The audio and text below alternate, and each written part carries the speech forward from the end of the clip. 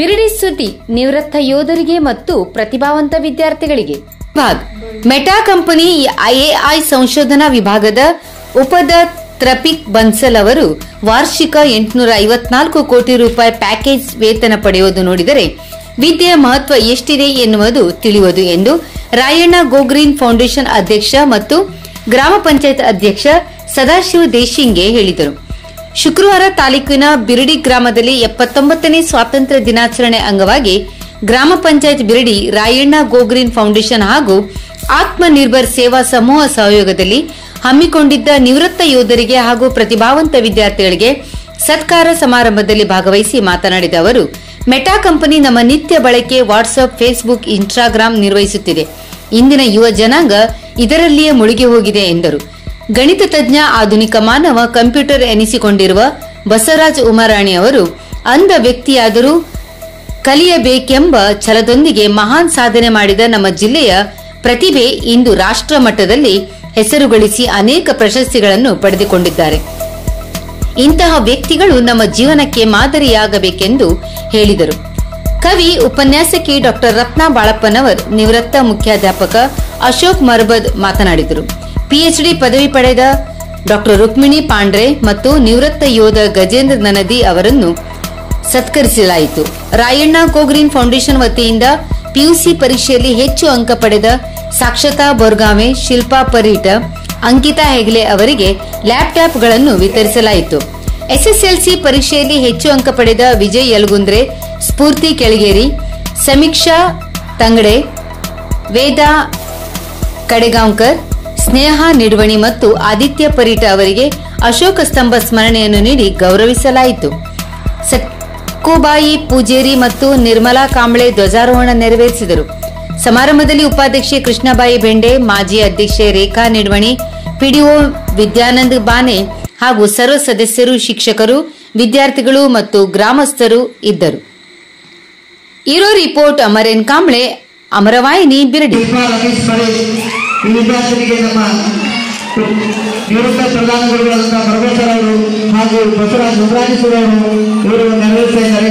ಜೋರಾದ ಚಪ್ಪಾಳೆಯನ್ನು ಹೊಡೆಯುವುದಿಲ್ಲ.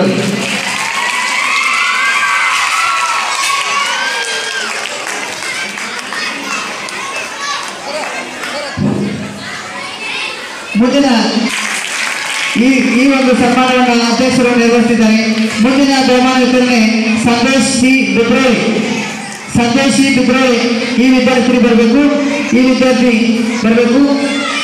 ಈ ಬಹುಮಾನ, ಈ ಒಂದು ಸನ್ಮಾನ ಕಾರ್ಯಕ್ರಮವನ್ನು ಅತ್ಯಂತ ಸಂಸ್ಥೆಯಲ್ಲಿ ಅತಿ ಹೆಚ್ಚು ಅಂಕ ಪಡೆದ ವಿದ್ಯಾರ್ಥಿನಿಯರಿಗೆ ಒಂದು ಸನ್ಮಾನ ಕಾರ್ಯಕ್ರಮ. ಮೊದಲಿಗೆ ವಿಜಯ ಕರೆಯಪ್ಪ ಯಲಗುಂದ್ರೆ ಈ ವಿದ್ಯಾರ್ಥಿ ಬರಬೇಕು. ವೇದಿಕೆ ಕಡೆಗೆ ಆಗಮಿಸಬೇಕು. ವಿಜಯ ಕರೆಯಪ್ಪ ಯಲಗುಂದ್ರೆ ಸನ್ಮಾನವನ್ನು ಸ್ವೀಕರಿಸಿದ ವಿದ್ಯಾರ್ಥಿ ಹೇಳ್ತಾ ಈಗ ಜೋರಾದ ಚಪ್ಪಾಳೆಗೆ ವಿದ್ಯಾರ್ಥಿಗಳು ಸ್ಫೂರ್ತಿ ಸುಭಾಷ್ ಕೆಳಗರಿ ಅವರ ಪರವಾಗಿ ಅವರ ತಂದೆಯವರು ಪಡೆದಿದ್ದಾರೆ. ಈ ಒಂದು ಸನ್ಮಾನವನ್ನು ಬಾನೇಶ್ವರ ಅವರು ನಡೆಸಬೇಕು. ಮುಂದಿನದು ಈಗ ವಿಜಯ ಕರೆಯಪ್ಪ ಯಲಗುಂದ್ರೆ ಈ ವಿದ್ಯಾರ್ಥಿಯು ಈ ಒಂದು ಸನ್ಮಾನವನ್ನು ಸ್ವೀಕರಿಸಿದ್ದಾರೆ. ಸಮೀಕ್ಷಾ ಶಿರ್ಸಲ್ ತಂದೆ ಮುಂದಿನ ತಯಾರಿಯಾಗಬೇಕು. ಜೋರಾದ ಚಪ್ಪಾಳೆಯೊಂದಿಗೆ ಅಧ್ಯಕ್ಷರು ಹಾಗೂ ನಮ್ಮ ಪಂಚಾಯತಿ ಅಭಿವೃದ್ಧಿ ಅಧಿಕಾರಿಗಳು ಆ ವಿದ್ಯಾರ್ಥಿ ಪರವಾಗಿ ಒಂದು ಸನ್ಮಾನವನ್ನು ಸ್ವೀಕರಿಸಬೇಕು. ಸಮೀಕ್ಷಾ ಶಿರ್ಸಲ್ ತಂದೆ ವಿದ್ಯಾರ್ಥಿನಿ ಈ ಒಂದು ಸನ್ಮಾನವನ್ನು ಸ್ವೀಕರಿಸಬೇಕು. ವೇದಾ ರಾಜೇಂದ್ರ ಕನಕಾಂಕರ್ ಈ ವಿದ್ಯಾರ್ಥಿನಿ ಬರಬೇಕು. ಇವರಿಗೆ ಶ್ರೀಮತಿ ಅಂಜನಾ ಲಂಗೋಟೆ ಹಾಗೂ ಸಕ್ಕುಬಾಯಿ ಪೂಜಲಿ ಇವರು ನೆರವೇರಿಸಬೇಕು. ಮುಂದಿನ ಒಂದು ಸನ್ಮಾನವನ್ನು ಈಗ ಸಮೀಕ್ಷಾ ತಂದೆ ವಿದ್ಯಾರ್ಥಿನಿ ಸನ್ಮಾನವನ್ನು ಸ್ವೀಕರಿಸಿದ್ದಾರೆ. ಜೋರಾದ ಸ್ನೇಹ ನಿಡುವಳಿ ವಿದ್ಯಾರ್ಥಿ ಬರಬೇಕು.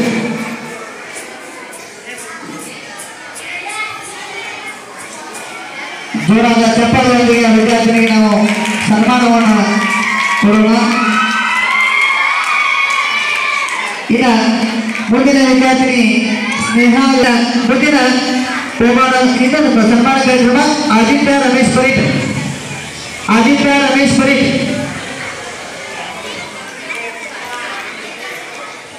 ಅವು ಶಿಕ್ಷಣಕ್ಕಾಗಿ ಬೇರೆ ಕಡೆ ಇರುವುದರಿಂದ ಅವರ ತಾಯಿಯವರು ಇವತ್ತಿನ ಆ ಒಂದು ಸನ್ಮಾನವನ್ನು ಸ್ವೀಕರಿಸಿದ್ದಾರೆ. ಆದಿತ್ಯ ರಮೇಶ್ ಪಡೇಲ್ ಮುಂದಿನ ಕಾರ್ಯಕ್ರಮ ನಿರ್ವಹಿಸಿಕೊಳ್ಬೇಕು. ಇನ್ನು ಕೊನೆಯದಾಗಿರ್ತಕ್ಕಂಥ ಸನ್ಮಾನ ಕಾರ್ಯಕ್ರಮ ಪ್ರೀತಿ ಕೃಷ್ಣ ಕಂಬಾಳ್ ಈ ವಿದ್ಯಾರ್ಥಿ ಬರಬೇಕು. ಪ್ರೀತಿ ಕೃಷ್ಣ ಕಂಬಾಳ್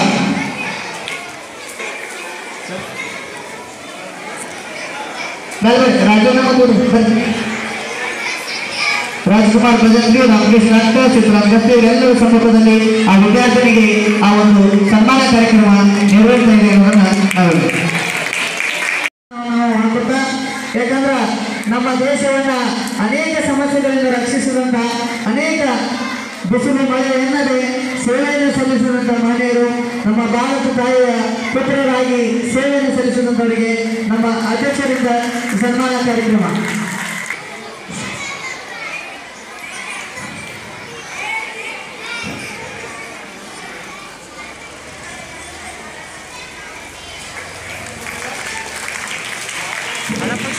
ಜೋರಾದ ಚಪ್ಪಾಳೆಯೊಂದಿಗೆ ಅವರಿಗೆ ನಾವು ಇವತ್ತಿನ ದಿನ ಇದು ಮಾಡು.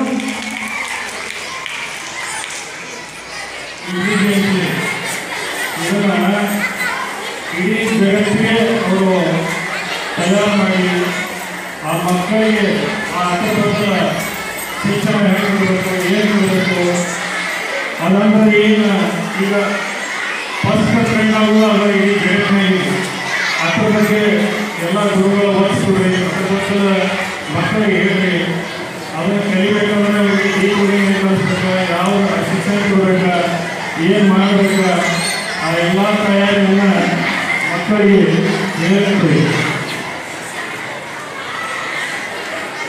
ನಮ್ಮ ದೇಶದಾಗ ಏನಕ್ಕೆ ನೋಡಿದ್ರೆ ಇನ್ನು ಅಂತ ಒಬ್ಬನ ಒಂದು ಹೊರದೇಶದ ಮೆಟಾ ಕಂಪನಿ ಅಂತೇಳಿ ಅದರ CEO ನಮ್ಮ ಭಾರತೀಯ